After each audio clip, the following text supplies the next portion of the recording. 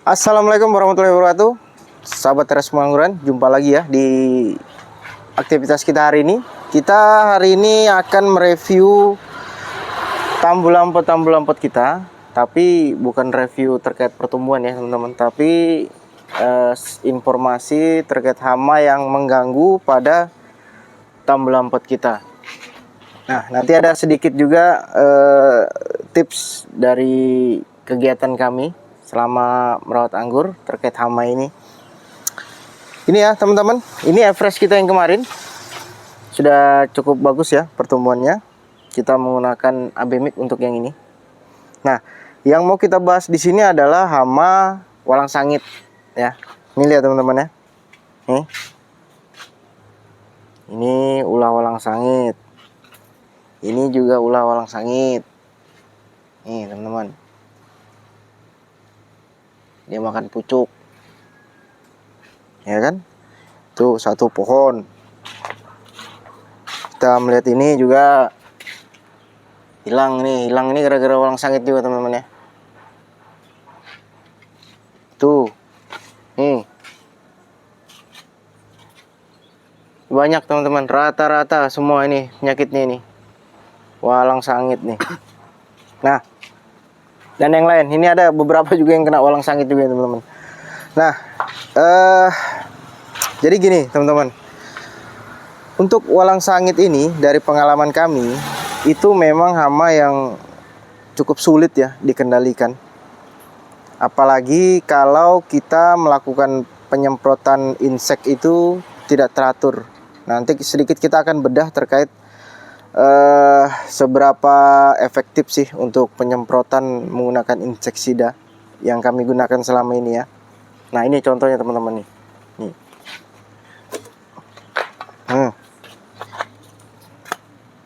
Nih walang sangitnya nih teman-teman. Pas datang, pas kita dapat ini yang makan ini ya. Nah, ini susah ini untuk dibasmi teman-teman, binatang nih. Oke. Walaupun dia berguna juga di ekosistem ini ya, pertumbuhan perbinatangan, tapi ya itu mengganggu buat kami, terutama untuk pucuk-pucuk anggur yang sudah tumbuh bagus. Oke, jadi gini teman-teman,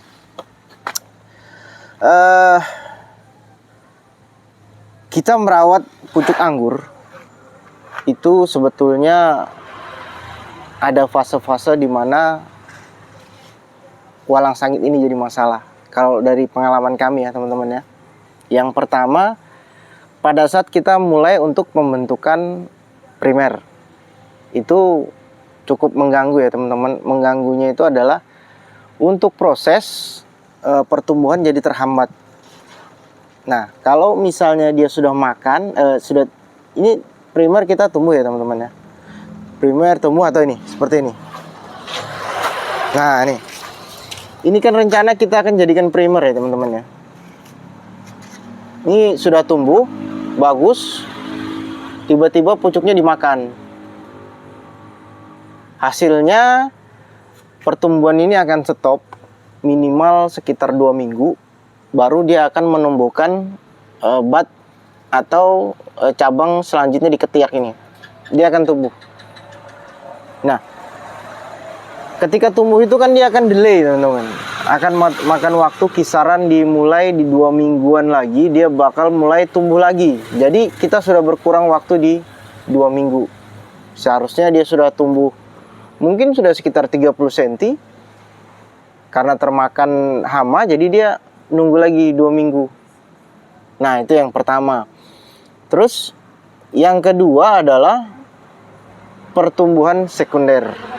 Nah, pertumbuhan sekunder ada beberapa sampel gitu nih teman-temannya ini. Ini jenis yang kita khawatirkan ya teman-teman, walang sangit ini ketika kita mau buat sekunder, tiba-tiba pucuknya dimakan. Akhirnya ya yang bat yang ini akan tumbuh. Tapi ya itu, dia makan waktu lagi. Dan mungkin pertumbuhan dari mata bat ini dia belum tentu langsung menghasilkan tersier pasti dia nanti akan tumbuh tapi tanpa pertumbuhan mata bat lagi atau tunas air. Jadi dia delay mungkin sekitar 4 atau 5 baru dia bisa tumbuh normal lagi. Untuk kita, karena ini teman-teman, ini kan rencananya kita akan buat untuk jadikan tersier ya, tunas airnya teman-teman ya. Sini om. Nah ini kan rencana kita akan jadikan tunas air tersier 1, 2, 3. Nah tiba-tiba termakan di sini. Jadi setelah 3 ini nanti bakal delay lagi ya teman-teman ya. Mulai lagi dia dari awal, nanti mungkin akan jadi bolong. Nah itu jadi secara tidak langsung pohon kita nanti akan kurang estetik ya. Kenapa? Karena biasanya untuk tersier itu kita mau buat itu 1 untuk tambulan pot ini 1 0 1 0 1 0 1 sampai dia bentuknya melingkar jadi terlihat cantik. Dengan adanya hama ini ya otomatis agak sulit nanti. Nah, selanjutnya yang ketiga adalah walang sangit ini memakan ketika kita membuat tersier. Ini juga salah satu kendala juga ya teman-teman ya.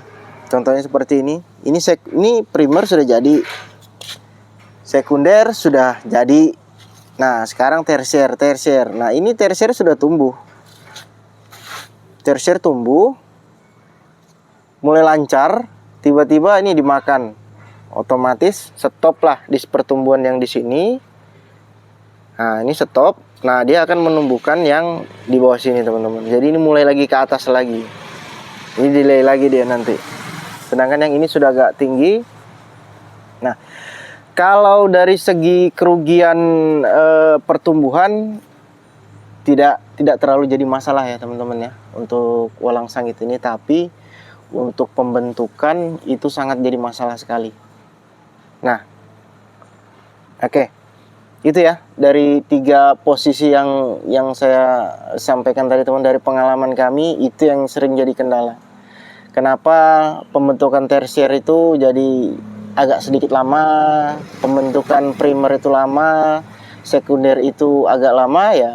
Salah satu hamanya walang sangit. Karena untuk kebun kami nih teman-teman, ini sudah terhindar dari hujan. Ini sudah full ini ya, full plastik UV. Insya Allah kalau untuk hujan itu sudah mulai kami eliminasi. Jamur juga sudah mulai berkurang. Jadi kita tinggal maintenance aja ya teman-teman untuk jamurnya. Tetap kita semprot fungi, tapi mungkin dosisnya kita kurangi jadi lebih irit ya. Nah yang jadi masalah adalah hama sekarang. Hama ini susah dikendalikan. Nah oke, dari kegiatan kita selama ini kita melakukan penyemprotan insektisida untuk pencegahan hama ini teman-teman ya. Jadi kalau yang kami pelajari selama ini ya, taruhlah kita melakukan penyemprotan insek itu seminggu sekali ya teman-teman, seminggu sekali. Hari Sabtu atau hari Minggu kita semprot. Oke, merata ini satu pohon kita semprot semua. Nah itu untuk hama itu akan tidak mau dekat teman-teman ya. Hama itu tidak mau dekat. Kenapa? Karena mungkin kalau misalnya inseksida yang kita pakai adalah abamectin atau abasel, itu dia aromanya ada aroma yang menyengat. Dia tidak mau datang. Terus untuk yang kita pakai regen juga, itu juga ketika dia makan dia mulai bermasalah di lambungnya dia ya. Jadi pencernaan mulai terganggu. Nah, itu yang jadi salah satu penghambat perkembangbiakan hama ini. Nah, apakah selesai sampai situ aja teman? Belum ya. Jadi setelah hari Sabtu atau hari Minggu kita rutin penyemprotan, nah itu pasti di minggu depan itu akan tumbuh tunas baru. Kalau perkiraan kami itu kalau pohon itu subur, dia akan tumbuh sekitar sehari itu sekitar 1 cm teman-teman ya. Bisa lebih, bisa juga kurang, tergantung varian juga. Tapi tidak rata-rata 1 cm lah teman-teman, kurang lebih. Nah Ketika dia di hari ketiga, otomatis dia akan semakin manjang dan itu bisa saja sampai di 3 cm, 4 cm atau 7 cm seminggunya. Nah, di 7 cm itu tidak terkena insek. Ya, teman-teman ya. Yang harus di notice di sini adalah setelah penyemprotan yang kita lindungi adalah yang sekarang ada di sini. Tapi untuk yang tumbuh selanjutnya itu tidak terlindungi oleh insek. Jadi itu potensi untuk dimakan sama hama itu, teman-teman. Nah, itu yang selama ini kejadian di sini ya, teman-teman ya. Mungkin kalau kami di sini sekitar rutin ya, seminggu sekali, teman-teman, untuk penyemprotan. Jadi kita pasrahkan aja. Setelah 1 minggu itu kita semprot lagi ya, kita nggak bisa berbuat apa-apa. Kita hanya sampai di situ aja. Kalau kita mau penyemprotan seminggu 2 kali itu lebih bagus lagi.